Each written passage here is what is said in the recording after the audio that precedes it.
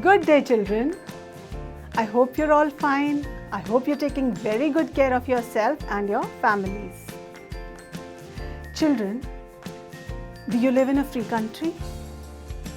Yes, you are lucky. You're very, very lucky to be living in a free country. Can you tell me the date on which India became independent? Yes, absolutely right. 15th August 1947. And before that date, who was ruling over India? That's right, the British. The British came to India as traders. And from 1757 onwards, bit by bit, they started taking over our country. They started ruling over us. And in almost 200 years, they had taken over the entire country. And they became the rulers, and we, the natural inhabitants, the true inhabitants of India, we became their slaves. Can you imagine what it felt like to be treated as second-grade citizens? As animals? We were not given any rights. So much so that there were places where they even put up boards saying, dogs and Indians not allowed. They ill-treated our countrymen and they enjoyed our riches. Children, our self-respect, our pride, our love for our country could not let this go on forever. We had to fight for our freedom. This freedom did not come easy, children. Thousands of Indians lost their lives to get this freedom for us. Millions fought for it. So you, the lucky ones who are born in a free country, who are living in a free country, owe this to those great freedom fighters of our country. And it wasn't just India, it was several other countries, including South Africa, who had to fight for their freedom. South Africa had to bear the yoke of foreign rule, the yoke of the white supremacy for 300 years. Today, let's study an excerpt from Nelson Mandela's autobiography, Long Walk to Freedom. This excerpt is given in our Class 10 English book, First Flight, where he writes about the freedom struggle of the black South Africans from the white supremacy. South Africa became independent on 31st May 1961. The British Empire there came to an end, but the country still suffered from apartheid. This is a political system which separates people based on race. The white people started ruling over the blacks. The blacks did not get equality in their own country. They were still not free. And Nelson Mandela writes about his country's walk to freedom and how they stood up against apartheid, how they were victorious over apartheid. Now let's read the lesson. Nelson Mandela was a South African anti-apartheid revolutionary, political leader, and social worker. He was also a great philanthropist. He was born on 18th July 1918 in South Africa. He died on the 5th of December in 2013.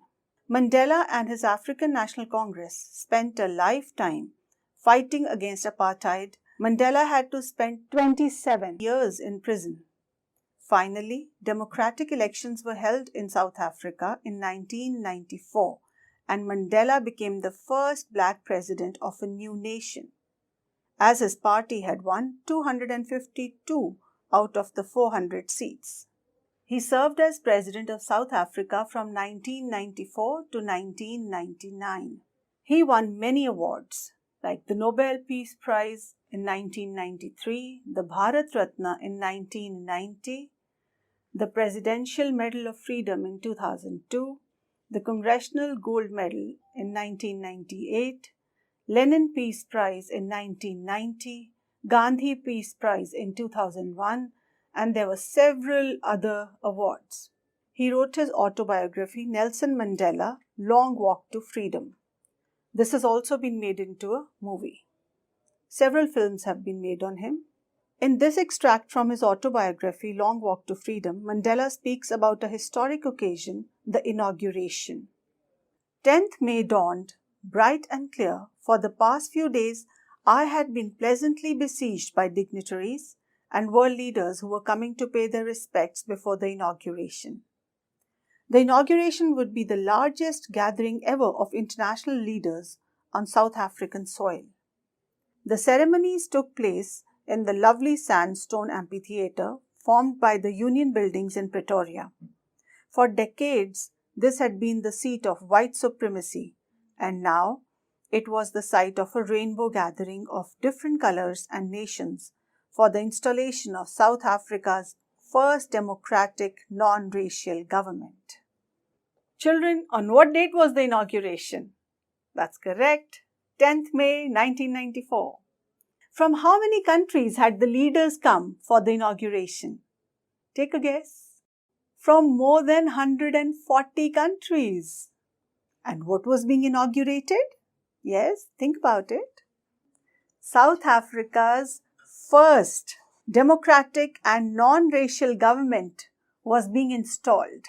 The blacks in South Africa, the original inhabitants of South Africa, the natives, had lived under the yoke of the British for more than 300 years, and then they had suffered under apartheid. So finally, they were getting their own democratic form of government. Where did the ceremonies take place? Yes, in a lovely sandstone amphitheatre. This was formed by the Union buildings in Pretoria. Children, the amphitheatre is a building without a roof with many rows of seats rising in the steps. Greece and Rome have such amphitheatres. They were used for entertainment as well as official programs. Sometimes they would even have bullfights and sword fights and several other competitions to test the strength of the participants there. Children, can you tell me if we have any sandstone buildings in India? Yes, we do. Okay. The Red Fort of Delhi and Agra, the Rashtrapati Bhavan, the Parliament House. Yes, the palaces of Jodhpur, Jaisalmer, Bikaner. Very good. Yes, we have a lot of sandstone buildings in India. Rather, sandstone can be found almost all over India, most of all in Rajasthan. Children, how was the amphitheatre the seat of white supremacy? The white did not let any coloured people enter there. Why does Nelson Mandela call 10th of May an autumn day? This is because South Africa is in the southern hemisphere and May is autumn in the southern hemisphere. Children, why has Mr. Mandela called it a rainbow gathering of different colours and nations? Yes, because the people who are gathered there are from more than 140 countries. They were of different colours, races and religions. On that lovely autumn day, I was accompanied by my daughter Zinani. On the podium, Mr. de Klerk was first sworn in as the second Deputy President. Then Thabo Mbeki was sworn in as the first Deputy President. When it was my turn, I pledged to obey and uphold the Constitution and to devote myself to the well-being of the Republic and its people. Children, who was the first Deputy President? Thabo Mbeki. And who was the second Deputy President? Yes, Mr. de Klerk. What did Mr. Mandela pledge to do? Yes, he pledged to obey and uphold the Constitution and to devote himself to the well-being of the Republic and its people. What is a republic? It is a form of government in which a state is ruled by representatives of the citizens. Children, Nelson Mandela gives a very powerful speech to the assembled guests and the watching world. He said, "Today, all of us do, by our presence here, confer glory and hope to newborn liberty. Out of the experience of an extraordinary human disaster that lasted too long, must be born a society of which all humanity will be proud. We, who were the outlaws not so long ago, have today been given the rare privilege to be host to the nations of the world on our own soil. We thank all our distinguished international guests for having come to take possession with the people of our country of what is, after all, a common victory for justice, for peace and for human dignity. We have at last achieved our political emancipation. We pledge ourselves to liberate all our people from the continuing bondage of poverty, deprivation, suffering, gender, and other discrimination. Never, never, and never again shall it be that this beautiful land will again experience the oppression of one by another. The sun shall never set on so glorious a human achievement. Let freedom reign. God bless Africa. What is the extraordinary human disaster, and for how long has it lasted? Yes, it is apartheid and foreign subjugation, and this has lasted for over 300 years. Mr. Mandela says we who were the outlaws. What does he mean by this? Yes, this can be taken in two ways. That they as revolutionaries were considered as outlaws by the government, and they as South Africans were also considered as outlaws by the other countries because of their policy of apartheid. But now, since apartheid is over, everyone has equality, they have gained acceptance, and the revolutionaries are going to be the new leaders of the country. Children, what are the ideals that he sets for the future of South Africa? Right, they have already achieved political emancipation, political freedom. But he feels that they have to do away with all kinds of discrimination, that they have to free themselves of the poverty, of deprivation, of suffering, and of gender discrimination. Children, do you ever feel gender discrimination at home or in society? Do you ever feel that the boys are being favored more or the girls are being favored more? And most of all, the third gender, do you see them being discriminated against ever? Think about it, children. Mr. Mandela says the sun shall never set on so glorious a human achievement. What does he mean by this? Yes, that this freedom will never come to an end. Children, what does Mr. Mandela thank the international leaders for? Yes, for being a part of the inauguration ceremony. He thanks them for having come to take possession with the people of Africa for what is, after all, a common victory for justice, for peace, and for human dignity.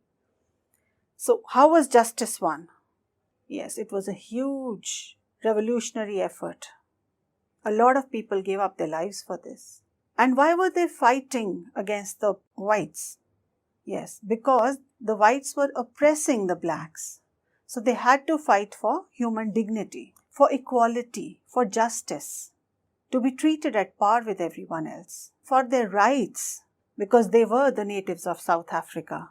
They should not have been treated as second-grade citizens. A few moments later, we all lifted our eyes in awe as a spectacular array of South African jets, helicopters, and troop carriers roared in perfect formation over the Union buildings.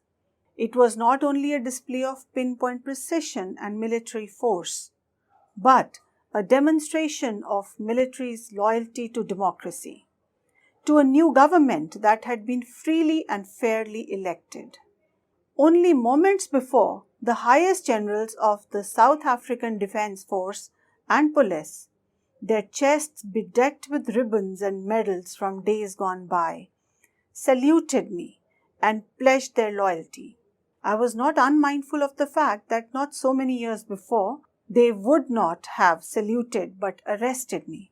Finally, a chevron of Impala jets left a smoke trail of the black, red, green, blue, and gold of the new South African flag. Children, the word democracy has its root in two Greek words, demos and kratos. So demos means people and kratos means rule. So democracy is the rule of the people. Democracy is a form of government in which the people have the authority to choose their own government. So it can be called the government by the people, of the people, and for the people. So what are they celebrating in South Africa? They are celebrating the rule of democracy there. Here the military is putting up a beautiful display. What does the beautiful display by the military in the form of South African jets, helicopters, and troop carriers roaring in perfect formations signify? Yes, children, it signifies the military's loyalty to democracy, to the newly formed democratic government, which has been freely and fairly elected. Earlier, the same military stood by the white supremacy, the government of the white. But now it is standing by the government of the people. Children, what did the military generals do? And what is different about their attitude? Yes, the military generals saluted Nelson Mandela and they pledged their loyalty to him and his government. And what is different is that these same generals had served with the previous government. And at that time, they had treated these people like revolutionaries. And they would have arrested Mandela and his comrades. What were the colors of the smoke left by the Impala jets? Yes, black, green, red, blue, and gold. And what was special about these colors? That's right, they were colors of the South African flag. The day was symbolized for me by the playing of our two national anthems and the vision of whites singing Nkosi Sikelel' iAfrika and blacks singing This Stem, the old anthem of the Republic. Although that day neither group knew the lyrics of the anthem they once despised, they would soon know the words by heart. Children, why are two national anthems being sung? Yes, that's right. So, This Stem is the national anthem of the whites and Nkosi Sikelel' is the national anthem of the blacks. And at this time, both of them are being sung to show that both are equal, that South Africa believes in the equality of its people. Nelson Mandela has firm faith that the people of his country, whether they were white or black or any other color, would grow to love each other, they would care for each other, and they would respect each other. And that is how they would also be respectful of each other's national anthems. For after all, they both celebrated South Africa.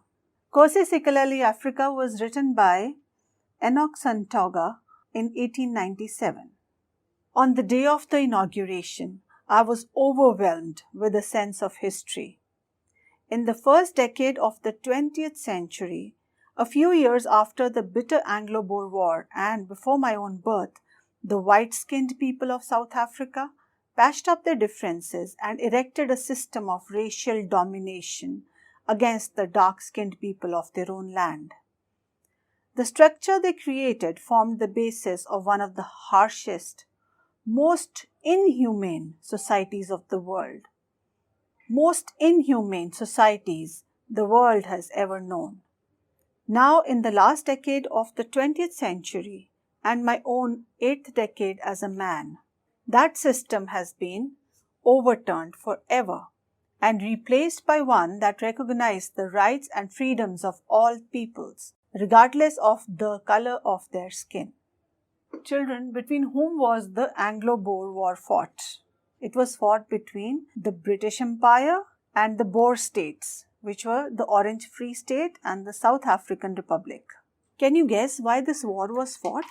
It was fought because diamonds and gold were discovered there, and everyone wanted to get hold of those. What is this system of racial domination of the white-skinned people against the dark-skinned people called? Yes, you know the word? Yes, it was apartheid. This was a terrible system. It was very inhuman. It was cruel to treat others in such a horrible manner. And now in the last decade of the 20th century, what year that he's talking about it? Yes, they are in the year 1994. That is why it is in the last decade of the 20th century. And how old was Nelson Mandela? Yes, he was in his 70s. So that's how he calls it his 8th decade. Right. And what kind of a society, what kind of a nation have they built up now? Now they have a democratic setup where all the people, whatever the color of their skin, will be considered as equal. That day had come about through the unimaginable sacrifices of thousands of my people, people whose suffering and courage can never be counted or repaid. I felt that day, as I have on so many other days, that I was simply the sum of all those African patriots who had gone before me. That long and noble line ended and now began again with me. I was pained that I was not able to thank them and that they were not able to see what their sacrifices had wrought. So here he talks about all the national patriots who had come before him, all the freedom fighters who had fought for the freedom of South Africa. Because you do not get freedom in one day. These people fought for 300 long years to be free of the rule of the white-skinned people. And in the white-skinned people, it was both the British as well as the Dutch. In India also, we've had a very long rule of the British, and for almost 200 years, as long as the British were trying to rule over us, our Indian patriots were fighting for the freedom of our country. So our histories are very similar, Africa's as well as ours. We all wanted freedom, we all wanted equality. Children, this is all for now. We will study the rest of the lesson in the next session. And in the meantime, I'd like you to collect pictures of the freedom fighters who fought for the freedom of India and make a beautiful collage with it. And in case you can't find the pictures, you could draw some or you could write about them. But yes, I would like you to do some research on the freedom fighters of India.